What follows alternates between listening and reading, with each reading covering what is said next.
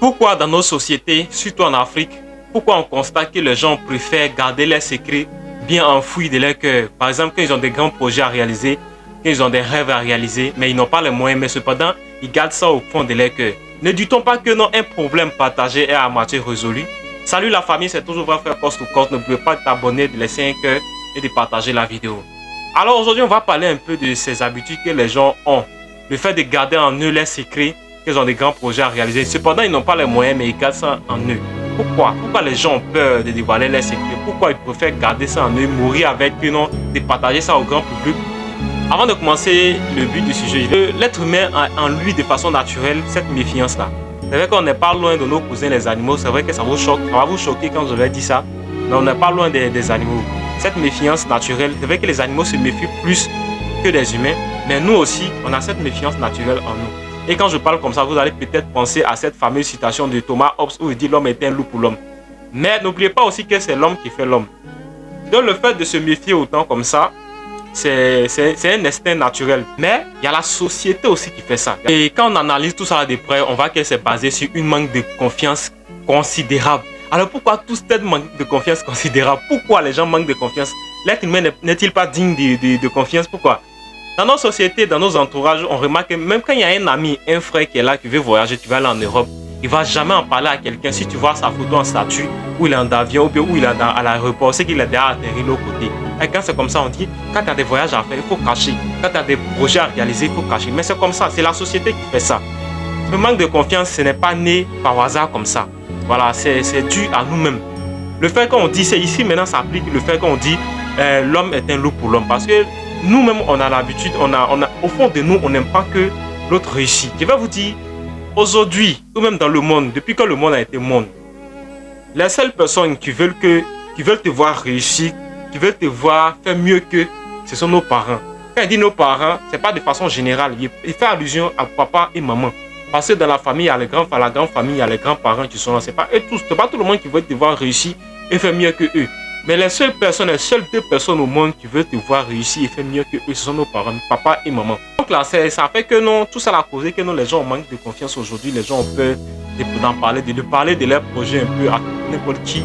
Et en plus de ça aussi, il y a les volets de projets. Voilà, comme je le dis en griffe, il y a les gens qui sont là pour shipper vos projets. Attention à qui vous parlez de vos projets.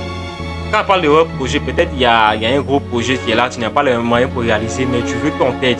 Mais vu que tu as un manque de confiance, tu ne sais pas à qui en parler, tu as parlé de quelqu'un et puis demain comme ça, tu vas voir que ton projet a été réalisé. Il y a ça aussi, on voit ça. Un bon matin, tu te lèves et puis on dit, ah, telle personne veut financer des projets. Voilà, il y a telle personne qui a un financement de projet à la télé, à la radio, ou bien telle personne, tel babaché. Et ils vont dire que le meilleur projet sera réalisé. La plupart, ce sont des faux. Ils sont là pour voler vos projets. Il y a d'autres aussi.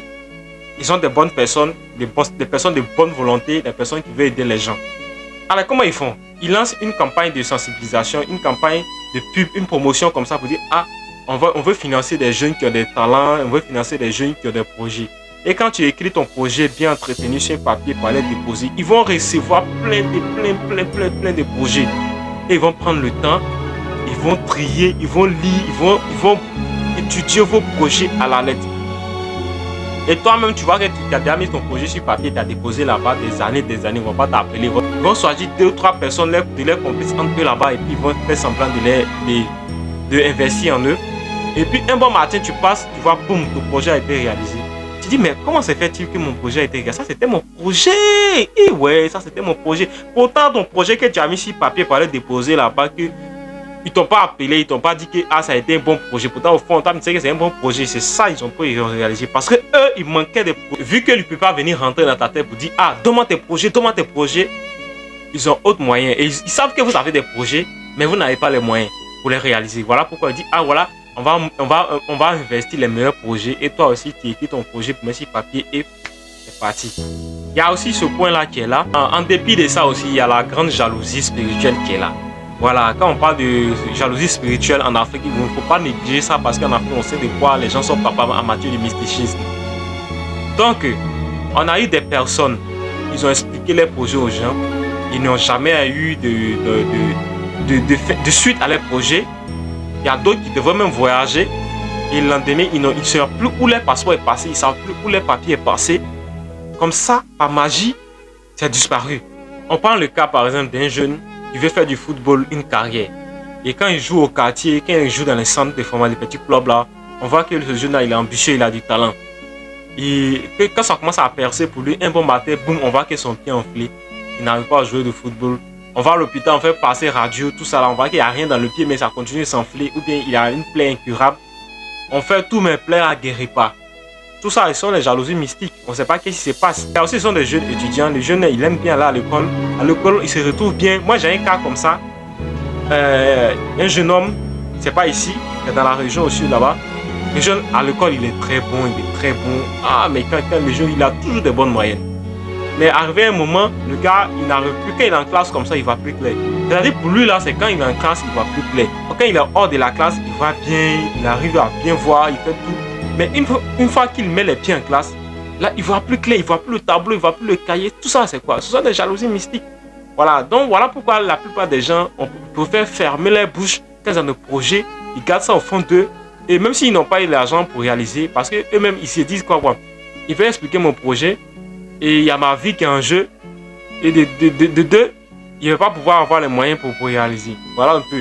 Soit les gens vont me voler mon projet que j'ai eu du mal à concevoir. Je crois que, selon moi, d'après mon analyse, c'est ce qui fait qu'aujourd'hui, les gens ont peur de parler de leurs secrets.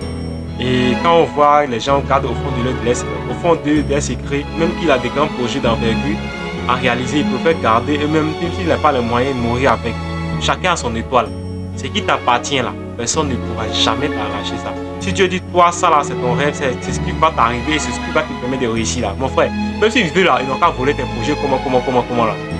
Si c'est pour toi, va la voir. Si ce famille, n'oubliez pas de vous abonner, de laisser un cœur, c'est toujours votre frère Cost to Cost. On va tout dire sur cette page. Invitez les gens à venir aimer la page. Ciao, ciao.